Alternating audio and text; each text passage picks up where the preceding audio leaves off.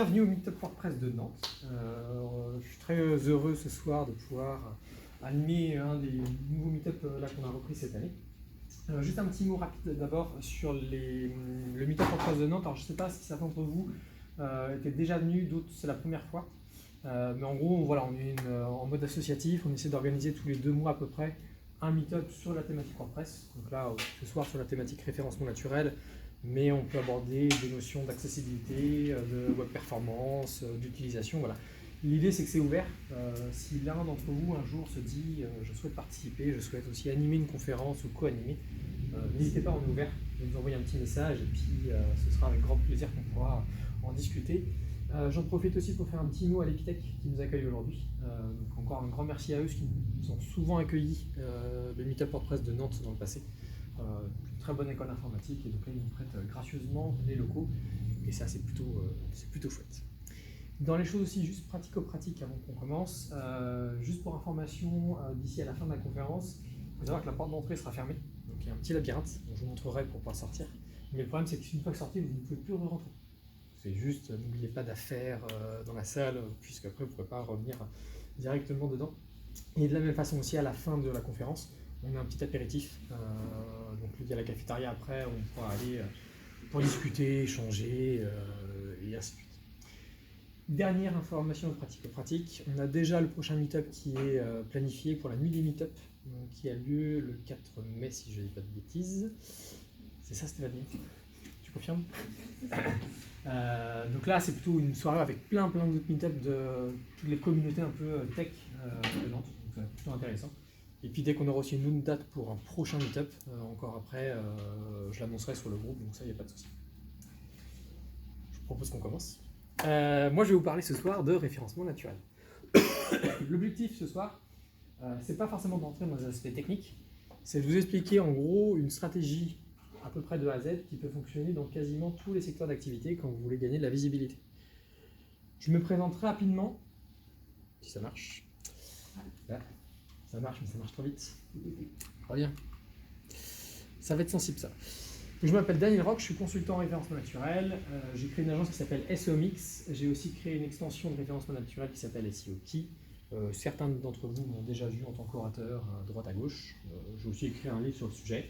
Et depuis, on va dire à peu près un peu plus d'1 an, j'organise, et en tout cas je gère les meet-up WordPress. Donc ça c'était juste pour une petite présentation, c'est pas ça qui va vous intéresser des masses. Moi ce que je voudrais... Allez, j'abandonne, hop, ça va être mieux comme ça. Je vous donne les grandes étapes. Je vais partir du principe que demain vous créez un nouveau site. Partez de zéro. Je les mettrai à disposition, les slides. En fait là c'est filmé, donc il y aura théoriquement l'audio, les slides aussi je les remettrai à disposition. D'ailleurs, pour les 2 meet-ups précédents, ça a été fait aussi. On a mis en ligne les slides, etc. Bienvenue! Et le but du jeu, c'est de vous montrer comment, si je prenais en partant de zéro, comment est-ce que je crée un site WordPress qui se positionne correctement. Voici les différentes étapes. Alors, je vais rentrer dans le détail, mais grosso modo, les 3 premières étapes, c'est les 3 premières étapes que 90% des gens ne font pas. Et pourtant, c'est ça qui fait toute la différence du reste. Puisque vous verrez tout à l'heure, je vais vous parler notamment d'aspects techniques. Et les aspects techniques, en fait, on peut les appliquer très facilement. Il y a plein de tutos qui vous expliquent comment optimiser un site WordPress, les paramètres à mettre, les extensions à installer, et ainsi de suite. Et c'est pas du tout ça qui va faire la différence. Ce qui va faire la différence sur un site WordPress qui se positionne, c'est toute la réflexion et après tout le travail que vous allez mener. Et donc on va parler au début du principe même, l'objectif de votre site, à quoi vous allez répondre. On va voir comment faire une vraie étude de marché. On va voir aussi comment mettre un cahier des charges derrière. On va voir ensuite seulement comment on va mettre ça en place dans notre petit WordPress, d'un point de vue technique, d'un point de vue structurel. Et ensuite, je vous montrerai comment après on passe l'étape supérieure pour aller encore plus loin en référencement. Donc ça, on va le voir tranquillement. Et je prends une thématique qui va vous passionner tous, l'impôt sur le revenu. Alors, je le prends un exemple, puisqu'en plus on a un client qui travaille là-dedans. Donc ça me permet en plus d'avoir des exemples plus concrets à vous montrer. Mais c'est un sujet qui va tous vous toucher. Et c'est intéressant parce que, alors lui en l'occurrence, ce client-là, ça s'appelle Corrige ton impôt. Il avait fait tout ce qu'il ne fallait pas faire en référencement naturel. Je vous donnerai des exemples. Mais ce qui fait qu'aujourd'hui, ce client-là, de mémoire, il a 5 millions de visiteurs uniques par an. C'est qu'il y a une raison derrière. Et il est tout seul. Donc c'est plutôt honnête comme récit. Donc je vais partir de cette thématique-là. Et je vais commencer par la première étape. Si demain je crée un site sur l'impôt sur le revenu, la première chose à me poser comme question, c'est quel est le but de mon site? À quelle problématique je vais répondre? Quel est le sens de mon site? Dans beaucoup de secteurs d'activité, vous avez beaucoup de gens qui ont un site pour vendre leurs produits, leurs prestations, etc. Et en fait, qui ont une approche très centrée sur eux-mêmes. Ils disent juste, j'ai ce produit-là à vendre, il faut que je le vende. Alors qu'en fait, la seule question à laquelle vous devez répondre, c'est celle-ci. À quel besoin client je réponds? Puisque de tout le reste de votre stratégie SEO découle de la réponse à cette question-là. Alors, je vous montrerai aussi comment on peut avoir des informations. Si je reprends mon client dans les infos, la raison pour laquelle, et ça c'est texto ce qu'il m'a dit, la raison pour laquelle il a créé ce site, c'est que lui, il était conseiller en patrimoine. D'habitude, il travaillait avec des gens plutôt aisés, avec des patrimoines assez élevés en termes de prestations. Et sauf qu'en fait, il s'est rendu compte, à titre perso, que ses proches, tout le monde, quand ils remplissaient leur feuille d'imposition sur le revenu, soit ils remplissaient pas les bonnes cases, soit pas les bons montants. Voilà, donc en gros, ils perdaient de l'argent. Donc lui, il s'est dit, bah, tiens, je vais créer un blog, je vais parler d'impôts et puis je vais répondre à ce besoin-là. Et tout son site répond à cette problématique-là. Tous ses contenus, toutes ses fonctionnalités, et vous verrez après toute l'acquisition de popularité, part de ce principe-là. Donc, ça nous amène à 4 actions que vous devez faire systématiquement avant même de faire la moindre analyse SEO, avant de faire la moindre installation de WordPress. Vous devez absolument comprendre votre marché, et donc vos prospects, c'est-à-dire que les personnes qui ont un intérêt plus ou moins élevé sur l'imposition sur le revenu, quelles sont leurs problématiques. Derrière ça, c'est qu'une fois que j'ai compris quelles sont leurs problématiques, je vais essayer d'adapter une offre. Je ne fais pas un site sur les impôts juste pour le plaisir d'en faire un. C'est que je vais essayer d'apporter une plus-value et de répondre à leurs problématiques, soit avec des contenus, soit avec des produits, soit avec des services. Et ce qui m'amène forcément au modèle économique. Si je fais un site sur les impôts, je peux imaginer plein de types de prestations. Je pourrais vendre du conseil, je pourrais vendre des guides, je pourrais vendre un accès à de l'actualité, des conseils, enfin, on peut imaginer plein de choses, je pourrais faire de la publicité. L'idée, c'est de définir votre modèle économique.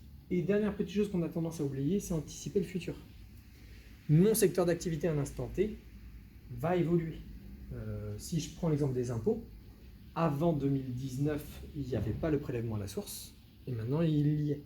Et le client en question qui avait lancé son site sur ce domaine-là était un des premiers sites à vraiment en parler, avec des vrais articles dédiés sur le prélèvement à la source. Pour ceux qui s'en rappellent, l'année blanche dans laquelle vous ne payez pas vraiment d'impôts, enfin voilà, c'était un petit peu ce principe-là. Mais n'hésitez pas à essayer d'anticiper au maximum le futur. Donc là, on est sur des choses, on va dire, très, théoriques. Après, il faut rentrer dedans. L'idée, c'est que maintenant, on va essayer d'étudier en détail notre marché. Donc, on a notre objectif, on sait ce qu'on veut faire avec notre site, on sait à peu près comment on veut gagner de l'argent. Maintenant, on va essayer d'analyser notre marché. Et cette étape-là, elle est indispensable. Si vous vous lancez dans un WordPress, sur une création graphique, sur la rédaction de vos contenus, sur l'élaboration d'un cahier des charges, sans avoir fait cette analyse, vous pouvez tout prendre et jeter à la poubelle. Et je le dis sincèrement parce qu'on a déjà eu, alors, on arrive à rattraper les pots cassés souvent, mais on a déjà eu les clients, on leur dit, bah, votre site, là, vous avez mis 5 000, 10 000, 15 000 euros dans votre site, bah, vous le prenez, vous le jetez, puis on recommence. Ça fait pas plaisir à entendre, mais pourtant c'est très souvent indispensable. Et ça passe par 3 étapes. Une analyse de mots-clés en référence naturelle, vous allez voir, c'est passionnant. L'analyse de la SERP, Search Engine Result Page, vous noterez mon accent anglais magnifique. Donc ça, c'est l'analyse de la page de résultats. Vous allez voir aussi qu'on peut apprendre beaucoup de choses là-dessus. Et enfin, en dernier lieu, et à la rigueur c'est le moins important, c'est regarder vos concurrents. Je pars du principe donc que demain, je crée un site sur le domaine des impôts. Étape numéro 1, je vais faire une analyse de mots-clés. On va utiliser différents outils. Alors, il y a plein de tutoriels qui vous expliquent comment faire une étude de mots-clés, il y a plein de vidéos, etc. Allez-y, faites-vous plaisir. Moi, je vous explique le rendu final. C'est une analyse de mots-clés. Une fois qu'on l'a travaillé, ça ressemble à peu près à ça. En gros, avec différents outils, ça peut être l'outil de planification des mots-clés d'AdWords, ça peut être SEMrush, ça peut être, il y en a plein. Ça va nous sortir des mots-clés. Donc ça, c'est ce que les gens tapent réellement dans Google. Je vais savoir combien de fois ils le tapent en moyenne. Donc là, c'est mon volume de recherche mensuel moyen. Vous voyez, par exemple, impôts en ligne, c'est 33 100 recherches en moyenne par mois. Alors imaginez bien qu'il y a un gros pic au moment de la déclaration de l'impôt sur le revenu, et puis en août, il ne se passe pas grand-chose. Mais en moyenne, ça nous donne ça. Pourquoi c'est intéressant? Alors déjà, même si vous ne faisiez pas de référencement naturel, c'est qu'une analyse de mots-clés Même si un jour demain, je sais pas, vous lancez un magasin physique, vous vous dites mon site internet, je m'en fiche. L'analyse de mots-clés est hyper intéressante parce que vous allez comprendre comment les gens expriment leurs besoins, quel type de produits ils recherchent, quel type de service, quels sont leurs problèmes. Je sais pas, moi, imaginons que je vende des tondeuses à gazon, je vais regarder toutes les problématiques qu'ils peuvent avoir, les types de modèles, les marques qu'ils recherchent, et je vais pouvoir faire mon catalogue produit. Donc, il y a une grosse notion marketing là-dedans. Et au-delà de l'aspect marketing, c'est que je sais que si moi je fais un site sur les impôts, ça veut dire que théoriquement, je vais essayer de parler de tous ces sujets-là. C'est-à-dire que si je parle d'imposition, je vais forcément parler de la flat tax et de la loi Pinel, etc., etc. Donc déjà, ça vous donne un ordre d'idée du travail. Un audit de mots-clés, ça peut aller entre 500 à 10 000 mots-clés. Donc 10 000 sujets à rédiger. Ça peut vous donner pas mal de travail. L'idée, c'est pas de tout faire d'un seul coup. Hein. L'idée, c'est de faire au fur et à mesure, mais ça vous donne déjà cette première idée. Ce qui m'intéresse le plus dans cet audit de mots-clés, c'est ma troisième colonne. Et c'est même la plus importante. Parce que savoir que loi Pinel, c'est chercher 60 000 fois par mois en moyenne, c'est bien, ça me donne un ordre d'idée, mais ça ne m'intéresse pas. Ce qui va m'intéresser, c'est que manuellement, moi-même, le référenceur, et vous, quand vous faites cette étude de mots-clés, vous allez catégoriser ces mots-clés. Vous allez essayer de trouver des thématiques qui sont communes, de les ranger en fait. Et pourquoi c'est important? C'est parce que cette thématisation va définir toute la structure de votre site. Vos catégories, sous-catégories. Donc là, on est sur un audit qui était simple, c'est-à-dire que j'ai qu'une colonne thématique, mais je pourrais avoir des audits où j'ai 5 colonnes. Puisqu'il y a un point, alors j'insiste beaucoup dessus, qui va être très important, c'est que quand vous allez aller dans le WordPress, après, quand vous allez mettre en place votre structure, vous allez catégoriser. Par défaut, on va souvent utiliser les catégories de WordPress. Les catégories de WordPress, c'est ce qu'on appelle une taxonomie. Le terme taxonomie veut dire une façon de classifier les choses. Et quand vous classez des choses, vous le classez toujours par le même biais. C'est-à-dire que si je classe des produits par couleur, j'ai ma taxonomie des couleurs dans laquelle je vais pouvoir dire c'est rouge, c'est vert, c'est bleu, etc. Et donc des fois, je vais avoir plusieurs colonnes parce que j'ai plusieurs façons de thématiser la même chose. Un exemple récent, j'avais fait un audit sur une société qui fait des cosmétiques. Un cosmétique, je peux le trier par sexe, homme, femme, par type de produit, les crèmes de jour, les crèmes de nuit, les crèmes hydratantes, voilà, on peut imaginer plein de choses. Ça par tranche d'âge, pour les enfants, pour les bébés, pour les adultes, pour les vieux. C'est différentes façons de classifier un même produit.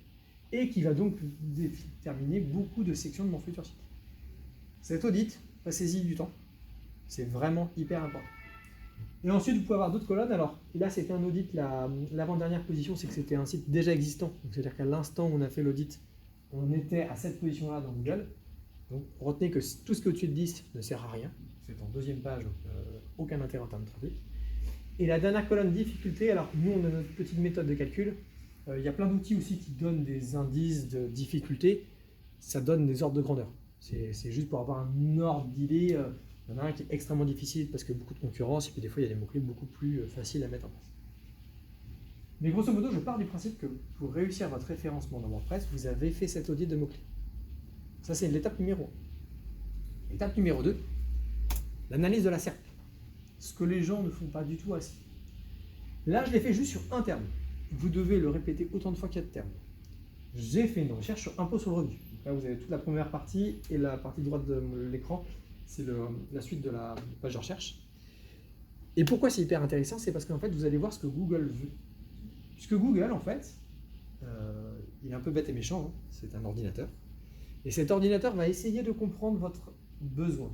Il va se dire, quand l'internaute tape impôt sur le revenu, quelle est sa problématique? Qu'est-ce qu'il recherche? Et il va y répondre en conséquence. Là, en conséquence, il se dit, ok, impôt sur le revenu, il veut le site des impôts. Et bête, méchant. Clairement, sur cette requête, je doute que vous arriviez à déloger le site des impôts. C'est faisable, mais il faut avoir un budget assez colossal. Et en fait, vous allez regarder comment Google va traiter la requête. Puisqu'en fait, les requêtes, il ne va pas les traiter de la même façon. Dans certaines requêtes, il va se dire, il cherche un produit. Et donc, il va afficher quasiment que des fiches produits. Des fois, il va se dire, non, il cherche une information. Et donc, je vais lui afficher des informations. Des fois, il va se dire, il a une recherche à se rendre à un endroit. Donc, je vais lui afficher une Google Maps. Chaque requête est différente. Et donc, chaque requête doit être analysée. Ici, par exemple, ce qui est intéressant, c'est que non seulement ça parle des sites publics, là, les 3 premiers résultats qui vont être assez durs à déloger, mais ces éléments-là m'intéressent beaucoup. Ça veut dire qu'en fait, Google vous dit déjà qu'en fait, que quand les gens tapent impôt sur le revenu, très vite après, ils reposent une autre question.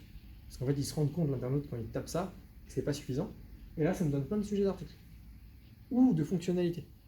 Par exemple, quel impôt pour 1500 euros net? Et bien là, je vais pouvoir me dire, j'en parlais tout à l'heure, je vais faire un simulateur.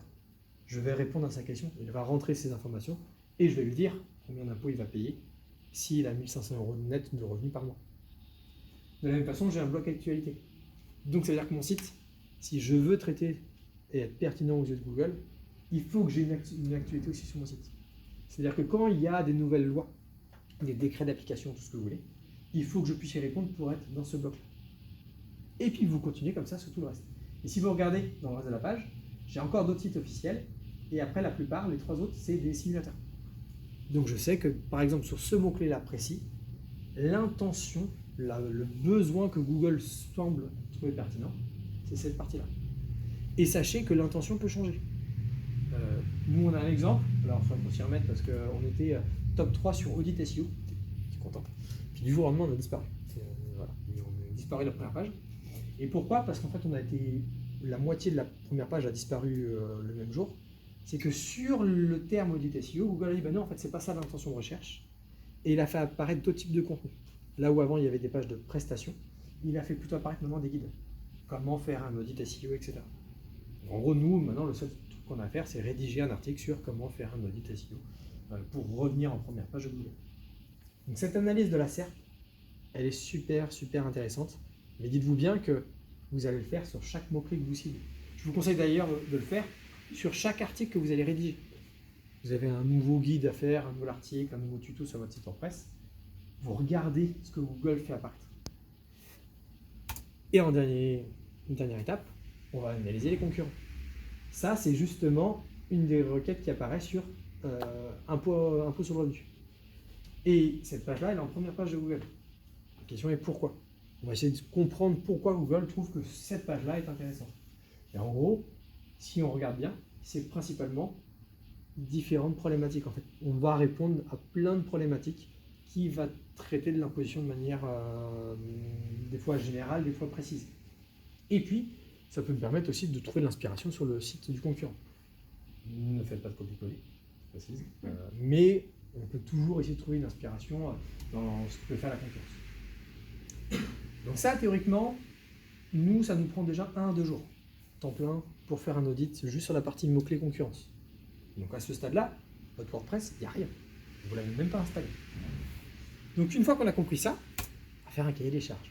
Donc, ceux d'entre vous ici qui travaillent en agence web ou en freelance savent l'importance d'un cahier des charges. Moi, ce qui m'intéresse, c'est que je ne vais pas vous expliquer comment on fait un cahier des charges.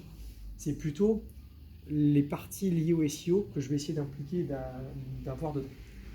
Puisqu'en fait, quand je vais faire un site internet, quand on parle de cahier des charges, souvent les gens vont dire moi, je veux telle fonctionnalité, je veux telle couleur, j'aime bien tel site, donc faites-moi un design qui est pareil, machin, etc. Alors qu'en fait, ce qui va m'intéresser, moi, c'est que dedans, dans ce cahier des charges, je vais définir ma stratégie marketing, ma structure, mes contenus et mes fonctionnalités. Sachant que votre cahier des charges, vous allez l'imaginer à la fois à court terme et long terme. C'est-à-dire le jour où je lance mon site internet, la structure de mon site, j'aurai ces contenus-là, j'aurai ces catégories-là, j'aurai ces fonctionnalités-là. Puis dans 6 mois, 1 an ou dans 2 ans après, je vais mettre en place d'autres fonctionnalités. N'essayez pas de tout lancer d'un seul coup. Oui. Je reviens juste un tout petit peu avant sur l'étude de mots-clés. Tu ne mets pas dans ton tableau justement de savoir si c'est une requête informationnelle, etc. Notamment par ton étude. Alors, si, parce que là, c'est pas une capture d'écran complète. Effectivement, pour ceux qui connaissent un peu le SEO, on peut aussi directement mettre le type de requête. Donc, informationnel, navigationnel, transactionnel. Parce qu'en fait, il ne va pas les traiter de la même façon. Mais après, de toute façon, c'est une chose que vous allez retraiter forcément quand vous ferez l'analyse de la SERP à ce moment-là. Et si vraiment, dans une page de résultats de Google, Google n'affiche que des fiches produits, vous savez que pour être positionné dans cette page, vous avez besoin de fiches produits. Et vous ne pourrez pas avoir un contenu informationnel. Et inversement. Là, dans l'exemple de mon audit SEO, je ne peux pas faire ranker une page de prestation. Google, de toute façon, ne la positionnera pas parce qu'il ne va pas juger ça crédible. Et surtout, en plus, dites-vous bien que Google, ça je ne l'ai pas précisé, mais comme c'est un robot, il ne comprend vraiment pas le sens. L'exemple que j'adore donner, c'est l'expression kayak. Vous tapez kayak dans Google, Kayak, il peut croire que vous cherchez le comparateur de voyage et de prix kayak, le bateau, la pratique sportive, mais aussi les îles kayak, qui sont en Indonésie, je crois, si je dis pas de bêtises. Et le Google, en fait, lui-même est perdu. Donc, il a ce travail-là à faire, et vous aussi, quand il y a une requête, vous regardez ce que Google a essayé d'interpréter pour le mettre en avant. Pour revenir à ma troisième grande phase, donc votre cahier des charges, donc il y a le cahier des charges classique d'un site web. Là encore, il y a plein de tutos, plein de vidéos qui expliquent comment faire un cahier des charges pour créer un site internet, pour que le prestataire il pense à tous les points importants. Donc ça, je ne rentre pas en détail. Mais moi, ce qui va m'intéresser, c'est le reste. C'est-à-dire qu'ici, d'abord, vous allez dire, moi, dans mon WordPress, voici ma stratégie marketing. Et il y a un concept que j'adore qui s'appelle la stratégie Océan Bleu. C'est un petit livre, il n'est pas très long. Je vous conseille très très fortement de le lire, il est hyper intéressant. Et le principe de ce livre, c'est d'expliquer comment, quand vous attaquez un marché, quel qu'il soit, vous allez définir votre stratégie marketing. Et en fait, les auteurs expliquent qu'en général, on est dans ce qu'on appelle l'océan rouge de la stratégie. Grosso modo, tous les acteurs vont avoir les mêmes axes de travail, le prix, tel avantage, enfin, ils vont travailler sur les mêmes aspects. Et la stratégie Océan Bleu, c'est de se dire, voilà, dans ce marché-là, dans ce secteur d'activité-là, il y a des choses que dans mon offre, dans mon site, dans ma réponse, je vais complètement supprimer, je vais les exclure. Il y a des nouvelles choses que je vais ajouter. Et ensuite, il y a des aspects que je vais atténuer ou renforcer en fonction de ma cible. Le meilleur exemple de stratégie Océan Bleu que je peux vous donner, c'est Free Mobile. Free Mobile, le jour où ils se sont lancés, ils ont dit, il y a des choses qui étaient courantes dans la téléphonie mobile, qui étaient de dire, vous allez forcément avoir un abonnement avec le téléphone, vous êtes forcément engagé. Ça, c'était deux choses qui étaient systématiques chez tous les opérateurs. Et Free, ils ont dit, non, ça, on les exclut. Le fait que vous soyez engagé, on le supprime. Le fait qu'on achète et le téléphone et l'abonnement en même temps dans une même offre, on les dissocie. Et ils ont explosé le marché. Et depuis, c'est devenu une norme, leur méthode. Mais ils ont appliqué ce système-là. Et donc, le but du jeu, ça va être de faire ça aussi. Vous prenez votre secteur d'activité, vous allez vous dire, par rapport aux besoins de mes prospects et de mes clients, qu'est-ce que je peux changer dans mon offre? On a des clients qui bossent sur SEO, j'en parlerai tout à l'heure sur la rédaction de contenu, mais ils ne percent pas. Pour une simple et bonne raison, c'est qu'ils vendent les mêmes produits et les mêmes services, avec le même tarif. Et donc, même s'ils ont du trafic, ils ne font pas de différence. Ils ne vont jamais devenir leader dans leur marché. Le but du jeu, c'est d'avoir cette notion-là de stratégie marketing. Et donc, dans votre cahier des charges, c'est justement de le mettre en place et de se dire, moi, dans mon site, qu'est-ce que je vais faire de différent? Pour reprendre l'exemple de mon client sur les impôts, lui, ce qu'il s'est dit, en fait, là où tous les autres prestataires font des informations payantes, je mets tout en gratuit. Ça, c'est son premier point. Le deuxième point qu'il a mis en place, c'est la simplification. C'est-à-dire que la plupart des sites des impôts, enfin, qui parlent d'impôts sur le revenu, c'est passionnant, vous y allez tous les jours, grosso modo, sont assez verbeux. Sont assez complexes, sont assez techniques, avec les articles de loi, les alinéas, les cases. Alors que lui, en fait, il est parti du principe qu'il s'adresse à quelqu'un qui ne comprend rien aux impôts, et donc il simplifie à l'extrême l'ensemble des concepts, la flat tax, la loi Pinel, voilà, c'est des concepts qui ne sont pas forcément très faciles à aborder, donc il a énormément mis l'accent là-dessus. Et pareil sur la manière de monétiser son site. Il vend de la formation, il vend des e-books, il fait de la publicité, mais il n'a pas de prestation en tant que tel. Là où justement tous les autres sites vont vouloir absolument vendre du service. Et ça a fait la différence. Il a percé sans aucun souci. Donc tout part de votre stratégie marketing que vous devez anticiper avant la conception de votre site. Une fois que vous avez fait ça, on n'a toujours pas de touche au WordPress, on est d'accord? Vous avez votre petit audit de mots-clés, vous êtes content, il est très joli, mais pour l'instant il sert à rien. Donc, à part vous donner des idées de contenu, l'audit de mots-clés, moi il va me servir à faire ça. Sur le papier, je vais définir toute la structure de mon site, avec différents niveaux. En référencement, on appelle ça des silos. Je vais avoir des sections différentes. Chaque section va parler d'une thématique qui est précise. Le but du jeu, c'est de ranger correctement les choses. Un moteur de recherche, quand il arrive sur votre site, il va détester quand tout est mélangé. C'est-à-dire quand toutes mes thématiques, tous mes produits et mes services sont un peu n'importe comment, il va avoir beaucoup de mal à comprendre en fait de quoi vous parlez. Et plus vous serez précis dans votre hiérarchisation d'informations, plus Google va trouver ça facile déjà de comprendre votre site d'une part, et surtout de vous positionner. Vous prenez votre requête, vous dites voilà, ma requête c'est impôt sur le revenu, Donc je vais avoir une catégorie par exemple impôt sur le revenu, imaginons que j'ai après, je sais pas, impôt sur les sociétés, voilà, etc. Et ensuite je vais décliner en partant du plus général au plus précis. Et l'idée c'est que chaque page se renforce. Si je fais une page impôt sur le revenu, imaginons c'est ma page 1 qui est ici, je vais me dire, je vais faire peut-être ici une page simulateur, puis là je vais faire une page de définition, qu'est-ce que l'impôt sur le revenu. Je vais en faire une autre sur l'impôt sur le revenu en 2023, les changements. Enfin, bon, imaginez plein de choses. Et vous allez comme ça avoir des vraies sections thématiques. Et alors, je précise, vous allez voir, c'est que même si vous avez fait la structure parfaite là dans ce petit schéma, il faudra réussir à l'appliquer dans WordPress. Et ça, c'est une autre paire de manches, parce qu'il y a plein de problématiques qui vont venir et dont je parlerai tout à l'heure. Mais votre réussite part du principe que vous l'avez déjà correctement imaginé, d'avoir correctement hiérarchisé à l'avance tout le site que vous avez créé. Et surtout, imaginez-le sur le futur. Quand vous lancez un site, ne soyez jamais trop ambitieux en vous disant voilà, moi, mais on m'a demandé 500 articles, pas de souci, je vais les faire. 500 articles au jour du lancement, ça sert à rien. À la rigueur, vous lancez le site, il y a 10 articles, puis vous en publiez un tous les 3-4 jours. Mais vous avez déjà à l'avance la vision de votre site. Parce que si vous n'avez pas cette vision-là, peut-être que vous voyez la page 3 qui est au milieu là, peut-être que je la publierai que dans 1 an. Mais je sais où est-ce qu'elle ira se mettre quand je vais la créer. Ce qui me permet d'anticiper toute la catégorisation et la hiérarchisation de l'information dans mon site. Et croyez-moi, c'est hyper important. Le meilleur exemple que je peux vous donner, c'est Amazon. Amazon le fait très très bien. Vous allez taper une fiche produit, vous tombez sur une fiche de produit Amazon, et si vous regardez bien le menu de navigation, vous êtes entré dans une section spécifique d'Amazon et vous n'avez pas accès à l'ensemble des autres sections. Et dans cette section-là, ils ont énormément travaillé la hiérarchisation de l'information en catégories, sous-catégories, type de besoin des fois, puisque des fois là, vous avez des entrées par marque, des fois vous avez des entrées par typologie de besoin, par typologie de produit et ainsi de suite. Et donc ça, vous devez le faire. Et puis bien entendu, après, vous aurez le reste du cahier des charges, on va dire un petit peu plus classique. Ça, je ne rentre pas dans le détail. Comme je vous le dis, il y a plein de tutoriels qui en parlent et qui le font très bien et qui expliquent voilà, toutes les questions que vous devez vous poser, en tout cas pour bien imaginer votre site. Bon, on va peut-être rentrer dans le sujet maintenant. Une fois que vous avez fait ça, on va commencer à s'intéresser au WordPress. Et on va commencer par l'installer correctement. Parce que quand vous installez WordPress, malheureusement, il y a plein de choses qu'il faut faire. Il y a 3 étapes. L'installation, donc ça 2 minutes, normalement. Le nettoyage, parce que vous allez voir que initialement...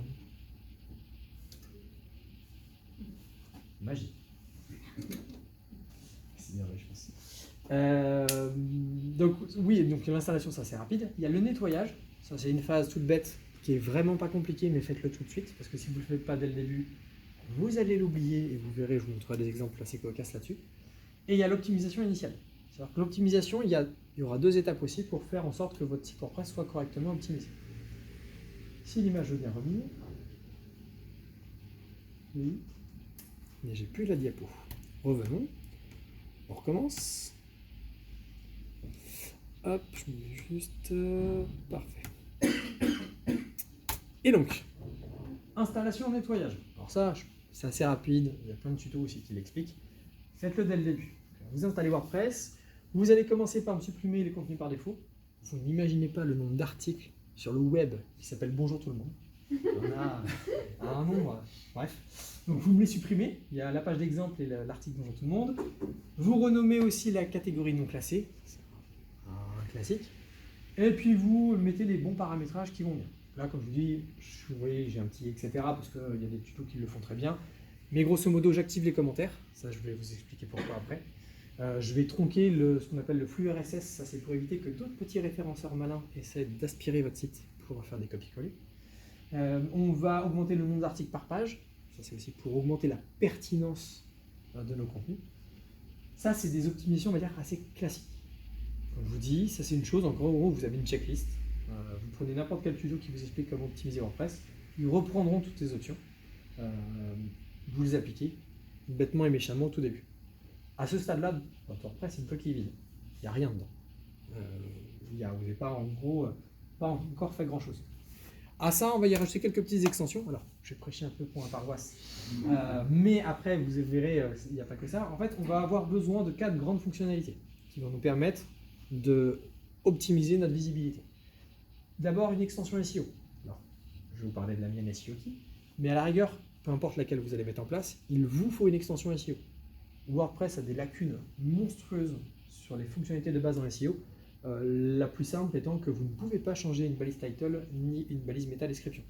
Alors que c'est pourtant des besoins ultra basiques. On a toujours besoin en SEO. Donc vous installez une extension SEO, vous la paramétrez. Alors, j'aurais tendance à vous dire de passer sur SEO Key, puisqu'on a accès, nous, sur une interface beaucoup plus simple. Les autres fonctionnent sur les bases SEO, elles vont toutes apporter les mêmes fonctionnalités. Elles vont corriger quelques défauts, elles vont vous permettre de gérer une balise title, une meta description, gérer ce qu'on appelle des redirections, voilà. Mais il vous faut absolument une extension SEO. La deuxième chose, c'est le temps de chargement. Alors, ça je précise, ça n'a quasiment aucun impact en SEO. Si un jour vous avez un site lent et vous dites j'améliore la vitesse de mon site et je vais améliorer ma visibilité, vous dépensez de l'argent pour rien. Par contre, le temps de chargement est crucial pour vendre. C'est-à-dire que si vous faites venir des gens sur votre site, il faut après qu'ils puissent utiliser votre site, que les pages ne mettent pas 50 ans. Et je reprends l'exemple de Corrige ton impôt de mon client. Nous, on est arrivé un jour où en fait, il avait des petits problèmes de serveur. En fait, il faisait des pics de visite à la minute. Il avait entre 800 et 1500 visiteurs uniques simultanés sur son site. Donc son site crachait, voilà, très régulièrement. Parce qu'en fait, la partie notion de temps de chargement n'avait jamais été mise en place. Et donc en fait, tout l'effort qu'il avait mis pour attirer ses visiteurs et donc gagner de l'argent, en fait, il a tout jeté à la poubelle parce que finalement, personne ne pouvait accéder à son site. Donc l'expérience utilisateur est hyper importante. Moi, je vous conseille 3 extensions. WP Rocket qui fait de la mise en cache. Donc ça, c'est pour éviter de recalculer vos pages constamment. Imagify, c'est pour de la compression d'images. Donc là, c'est pour éviter d'avoir des images qui soient trop lourdes en termes de temps de chargement. Et une autre petite que j'aime beaucoup qui est gratuite, WP Sweep. Ça me permet de nettoyer ma petite base de données. WordPress a une fâcheuse tendance à avoir une base de données qui grossit. Et pour vous donner un petit exemple, le dernier WP Sweep que j'ai fait sur un client, sa base de données faisait 3 gigas et on a dû passer à du 100 mégas. Donc on l'a divisé par 30 sans rien perdre. En fait, c'était juste des données qui n'avaient plus rien à faire là. Il va nettoyer vos captures de table, les options. Il va nettoyer, alors pour ceux qui connaissent, il va nettoyer les transientes, le cache ou embed, les révisions, les données orphelines, les termes inutilisés si on lui demande, les éléments à la corbeille, enfin il peut nettoyer plein de choses. Juste petite précision par contre, comme on touche à la base de données, faites toujours une petite sauvegarde avant. Alors j'ai jamais planté un site avec, je préfère quand même vous dire de faire attention à ça. Il y a ça dans WP Rocket aussi. En fait, il a des fonctionnalités justement que fait WP Sweep en nettoyage, mais WP Sweep peut nettoyer plus de choses en fait. Okay. Donc je préfère WP Sweep à Rocket pour ça. Mais Rocket est une excellente extension que je vous conseille très Et fortement. on peut associer les deux là. Oui, il n'y a aucun souci. Imagify, du coup, tu préconises pas plutôt de dire aux gens travaillez vos images en amont? Non, alors par principe, je pars du principe que l'erreur est humaine. Donc déjà, la personne peut oublier. Et puis il y a des clients qui ont dit ouais, c'est bon, il me saoule avec ces images. Moi je prends celle que j'ai fait avec mon super appareil photo haute définition et ma photo fait 10 MO, elle fait 5000 pixels par je sais pas combien. Donc je pars du principe que tout ce que je peux automatiser dans l'optimisation, je préfère le faire en automatique. Après oui, effectivement, si le client optimisait lui-même, ce serait mieux, mais autant automatiser. Et puis honnêtement, en plus Imagify, alors si vous ne publiez pas beaucoup de contenu en gratuit, ça marche déjà très bien. Et puis dès que vous avez des besoins, les tarifs sont pas... C'est pas exorbitant, franchement là-dessus, faut pas hésiter. Donc vous avez une extension SEO, des extensions pour temps de chargement. Ensuite, sécurité. J'ai mes 2 petits chouchous, SecuPress et PatchStack. Alors SecuPress, c'est une très bonne extension de sécurité. En plus c'est français, donc allez-y. Donc là, qui va vous permettre d'activer pas mal de modules de sécurité, je ne rentre pas dans le détail. Et PatchStack, ce que j'aime beaucoup, c'est que ce n'est pas une extension de sécurité en tant que telle à la base. Elle ne va pas venir ajouter des fonctionnalités. Par contre, elle fait 2 choses. En gratuit, elle vous alerte quand vous avez une extension où il y a une faille de sécurité qui est connue. Et croyez-moi, ça arrive régulièrement. Et en version pro, c'est que ça peut patcher directement. C'est-à-dire que ça détecte la faille d'une extension et ça le patch en automatique pour vous en attendant que vous ayez fait la mise à jour de l'extension concernée. Donc ça, c'est pratique. Et juste pourquoi je parle de sécurité, parce que c'est pareil, un site sécurisé ne sera pas mieux référencé. Mais par contre, un site mal sécurisé peut être piraté et là, vous réduisez à 0 votre référencement naturel. Et donc là, déjà, il faut remontrer patte blanche à Google, il faut tout renettoyer. Nous, on a eu quand même un champion dans nos clients, il était rendu à, je ne vais pas vous dire de bêtises, 3 700 000 URL piratées différentes. générés par un seul piratage. Donc il a mis 6 mois à retrouver son trafic, parce qu'il a fallu dire à Google que ces 3 700 000 URL, il fallait que Google repasse sur chacune de ces URL-là pour qu'il ne les prenne plus en compte. Donc, pensez-y, ça vous évitera plein d'emmerdes plus tard. Et ensuite, ce qu'on appelle un page builder. Donc là, c'est juste pour permettre d'enrichir. Gutenberg par défaut. Même si, pour plein de raisons personnelles, je n'aime pas Gutenberg à l'utilisation quand je rédige, le potentiel est assez puissant. Et surtout, si j'en parle, c'est que les autres page builders, certains doivent les connaître, Elementor, Divi, etc., peuvent faire des choses très bien, mais c'est qu'en fait, vous surchargez d'une part. Et ensuite, c'est que plus vous rajoutez, plus c'est compliqué. Et nous, par exemple, sur SEOki, en ce moment, on est en train de se battre contre Divi. Parce que Divi, ils font n'importe quoi dans leur code. Donc, nous, on va essayer de patcher ce qu'ils font pour que notre code à nous fonctionne. Donc, en général, le builder actuel de WordPress, Gutenberg, fonctionne très bien, on fait des choses assez sympas. Je vous en reparlerai tout à l'heure dans la partie fonctionnalité. Mais en gros, pour faire du SEO, il vous faut ces 4 grands aspects. Après, dans votre cahier des charges, vous pouvez rajouter plein de choses. Des fonctionnalités pour des formulaires, des choses comme ça, en fonction de vos besoins. Mais ça, c'est vraiment votre base. Ça vous va là-dessus? Donc là, pour l'instant, vous avez tout fait, vous avez installé votre WordPress et paramétré ces extensions-là. Pour l'instant, vous n'avez toujours rien. D'accord? On part de zéro. Et c'est là où moi, c'est la partie qui m'amuse, la partie structuration et contenu. Puisqu'en fait, qu'est-ce qui fait la différence entre un site qui est bien référencé et un site qui est mal référencé? C'est non seulement l'aspect technique, dont j'aurais parlé un petit peu avant, mais c'est surtout moi après ce que je vais mettre et ce que je vais publier dessus. En fait, ce que vous allez devoir faire, c'est que votre arborescence qui était sous forme de schéma tout à l'heure, vous allez devoir la créer dans WordPress. Et croyez-moi, le nombre de fois où les gens nous disent « Ouais, c'est bon, j'ai bien fait, j'ai bien rangé », en fait, on leur montre que non, et pour plein de raisons que je vais citer après, c'est une étape qui est hyper importante. Vous aurez ensuite, bien entendu, la partie rédaction et optimisation des contenus. Ça, c'est un classique, mais ce n'est pas spécifique à WordPress. Mais on va devoir mettre en place nos contenus. Vous remarquerez juste une chose aujourd'hui, je ne vous parle absolument pas de design. Parce que le design, il y a une notion déjà très subjectif, il y a aussi une notion d'image de marque. La seule chose juste que je dis en aparté sur le design, c'est faites surtout attention à tout ce qui est accessibilité et ergonomie. Le fait que votre site soit accessible à tous, que vous puissiez mettre vos éléments de vente en avant facilement, ce qu'on appelle les call to action, ce genre de choses. Ça va être des choses aussi qui vont être importantes, mais dont je ne parlerai pas, c'est pas spécifique à WordPress. Nous, ce qu'on va faire, c'est qu'on va créer l'arborescence. Alors, cette étape-là, elle est hyper importante. Vous allez devoir faire un choix. Soit vous allez prendre ce que WordPress vous propose par défaut, et honnêtement, dans au moins la moitié des cas, ça marche très bien. Soit vous allez devoir créer votre propre arborescence. Puisque dans WordPress, vous avez un concept qui est très important à comprendre, c'est le concept du post-type et de la taxonomie. Par défaut, quand vous installez WordPress, WordPress vous propose de créer 2 types de contenus, les articles et les pages, ce qu'on appelle des post-types. Ces post-types vont être rangés avec des taxonomies, mes fameuses catégories et mes fameuses étiquettes. Mais en aucun cas, et ça c'est hyper important, vous n'êtes obligé de les utiliser. Vous pourriez très bien dire, moi les articles et les pages n'existent plus, je les supprime purement et simplement, et je vais créer mes propres types de contenus en fonction de mes besoins. Tout part de l'analyse du besoin de vos utilisateurs. Sur un site classique, je vous prends l'exemple, vous faites de la prestation de service, les articles et les pages et les catégories, ça marche bien. Vous allez faire des catégories par thématique, par exemple de vos prestations, puis des articles, vous aurez des sous-catégories, ça va fonctionner plutôt pas mal. Et dans d'autres cas, ce ne sera pas du tout le cas, il va falloir créer du sur-mesure. Parce que pourquoi on va créer du sur-mesure? Pour plusieurs raisons. La première raison, c'est que je vais créer du sur-mesure pour ranger les choses différemment.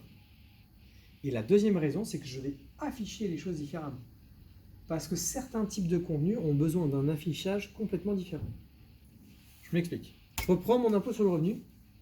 Bon, je l'ai pas, là j'ai fait en 5 minutes cet après-midi. Mais ce que je vais faire, moi, c'est que je vais me dire, ok, je pars de ma thématique, impôt sur le revenu, je vais me dire quelles sont les différentes problématiques que les gens vont avoir, à quels besoins je vais répondre. Je vais avoir des contenus classiques, des actualités, des tutoriels, des ressources, des guides, tout ce que vous voulez.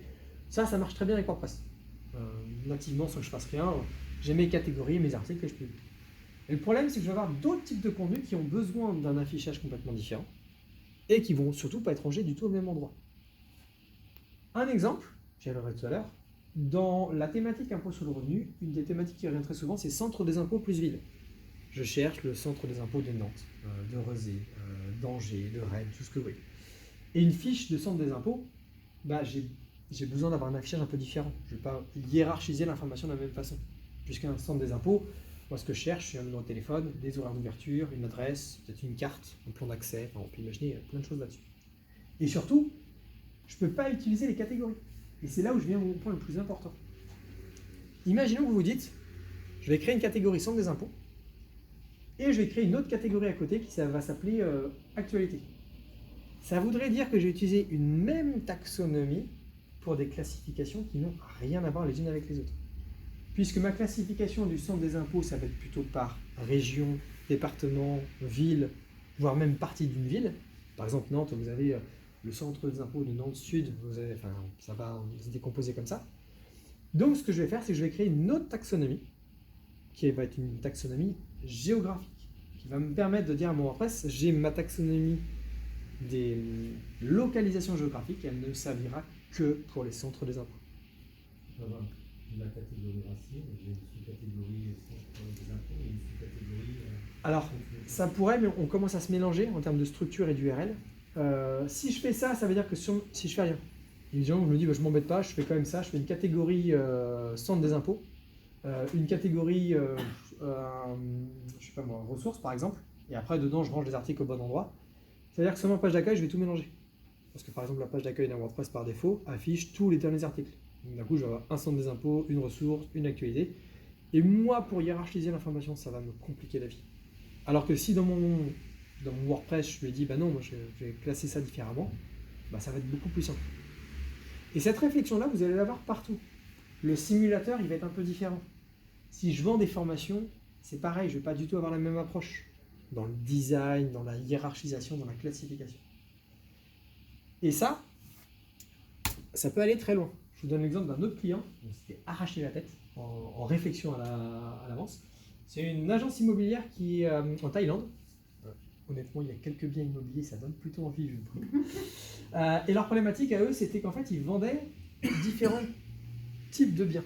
Et pas type de biens juste maison-appartement. C'est qu'en fait, ils faisaient déjà 3 types de prestations. La vente de biens immobiliers classiques, une agence immobilière un peu plus standard. Mais ils allaient faire aussi ce qu'on appelle la vente d'investissement. Donc là, ce qu'on vend, c'est un bien immobilier, mais en fait, plutôt pour investir, pas pour habiter dedans, avec un rendement annuel par rapport à l'investissement que vous allez faire. Et ils faisaient aussi de la location. Et pour chacune de ces typologies de produits, ils allaient avoir une structure différente. Si je prends l'exemple, là, je survolais le menu vente. Mais d'ailleurs, en termes d'accessibilité, c'est pas terrible. Mais il fallait faire par pays. Donc là, ils n'ont plus qu'en Thaïlande, mais aussi par ville, mais aussi par type. Et sauf que un bien immobilier, je vends une maison. Mon bien immobilier, je le classe à la fois par type, c'est un appartement, mais aussi par ville. Donc je ne peux pas mélanger dans ma même taxonomie deux façons de trier différentes. Je vais créer en back-office autant de taxonomies que j'ai de classifications différentes. C'est-à-dire que là, eux, quand ils vont faire ajouter un bien immobilier, ils vont le classer par type, ils vont dire ça c'est un appartement, ça c'est une maison, c'est une villa, c'est un terrain, et c'est dans telle ville. Ce qui permet de dire, je vais avoir des portes d'entrée différentes. Ça va permettre à mon WordPress de générer une page immobilier Bangkok. Mais je vais aussi me permettre de générer une page appartement Thaïlande. C'est toujours, en fait, en termes de besoin et de classification. Et ce qui est logique, puisqu'il y aura des gens, par exemple dans l'immobilier, qui vont se dire, moi ce que je veux, c'est une maison, et ensuite je cherche la zone géographique, et il y a des gens qui font l'inverse. Ils vont dire, non, moi c'est cette zone qui m'intéresse, et je vais voir les types de biens immobiliers qui sont présents. Je ne sais pas si tout le monde suit. Et donc cette réflexion-là, vous l'aurez systématiquement pour tous les secteurs d'activité. Avant de commencer à faire Mumus dans WordPress, vous devez imaginer les différents types de contenus et de structuration qui peuvent exister. Et après, à vous de les déployer, de les mettre en place.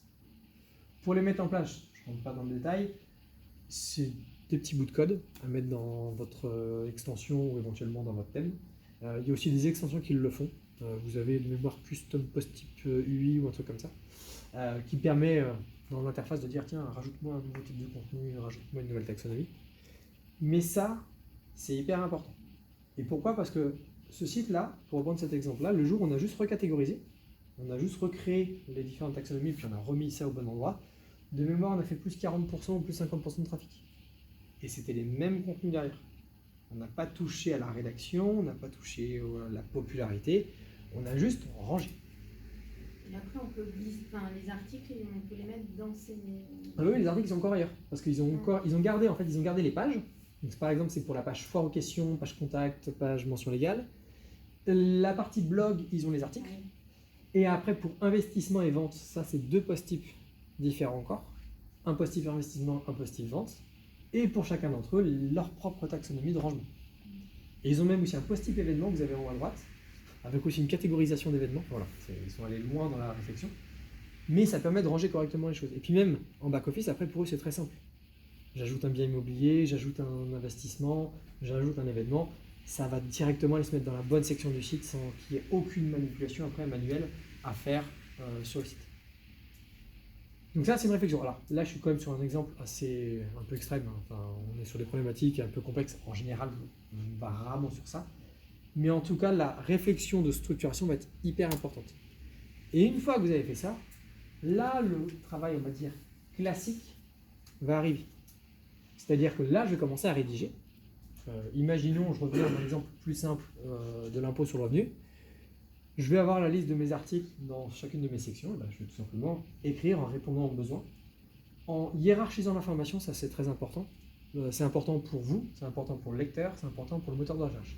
D'ailleurs, petite astuce au passage sur Gutenberg. Peut-être jamais fait attention au petit point d'information qui est tout en haut de l'interface. Quand vous le cliquez, ça vous affiche la hiérarchisation de ce que vous êtes en train de rédiger. Donc si vous avez un doute de est-ce que votre rédaction vous ne partez pas dans tous les sens, cliquez dessus et vous aurez un petit ordre d'idée de ce qui va vraiment s'afficher pour le moteur de recherche et pour l'internaute. Regardez la SERP, donc ça je le redis encore. À chaque fois que je rédige un contenu, je regarde systématiquement ce que Google affiche sur ce mot-clé-là et j'essaie de me différencier de mes concurrents. Si je fais comme eux, on va dire je vais un peu tourner en rond. Ça c'est ce que j'appelle la phase 1 de la rédaction. Ça c'est le B à bas. Si déjà vous ne respectez pas ces 4 conseils, votre contenu va mal se positionner. Et après on peut aller plus loin, sur des choses un peu plus simples. L'URL, essayer de simplifier au maximum, remplir vos méta. Juste pour vous donner l'exemple du client dont je vous parlais tout à l'heure, il faisait à l'époque, quand nous on a commencé à travailler pour lui, 2 millions de visiteurs je crois par an, et il n'avait rempli aucune balise title et méta description. Même pire, il les dupliquait. Et des fois il avait la flemme, donc il faisait copier le contenu, donc ça copiait les méta, et il avait des méta dupliqués sur tout son site. Ce qui ne l'empêchait pas de se positionner extrêmement bien. Et pour une simple et bonne raison, c'est la réponse aux besoins. Bon, on n'empêche que, on lui a dit de s'y remettre quand même, c'est pas mal. Suivre les conseils SEO, donc ça va être votre extension.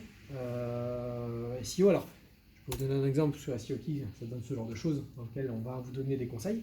Vous aurez ce type de conseils sur quasiment toutes les extensions SEO qui existent. Il y a juste une chose que je vous conseille, je reviens juste en arrière, et qui est le plus important. Ah, je vais être trop lourd. Ah, il n'est pas revenu en arrière. C'est celle-ci. Tous les référenceurs du monde vont vous donner des conseils. Faites un contenu de tant de mots. Pensez à mettre votre mot-clé dans le premier paragraphe. Pensez à faire ça.